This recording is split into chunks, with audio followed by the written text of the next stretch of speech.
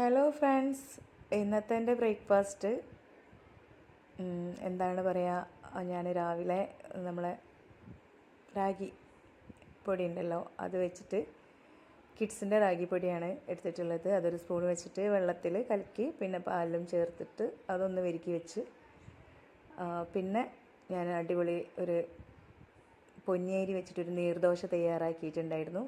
അതിൻ്റെ recipe video ഞാൻ ഇട്ടിട്ടുണ്ടായിരുന്നു. അത് വെച്ചിട്ട് അടിപൊളിയായിട്ടുള്ളൊരു ദോശ തയ്യാറാക്കി. പിന്നെ അതിലേക്ക് ചട്നി. അപ്പോൾ മോർണിംഗിലെ ബ്രേക്ക്ഫാസ്റ്റൊക്കെ കഴിഞ്ഞതിന് ശേഷം പിന്നെ ഈവനിങ്ങിന് ഉച്ചക്കത്തെ ഞാൻ എടുത്തില്ല.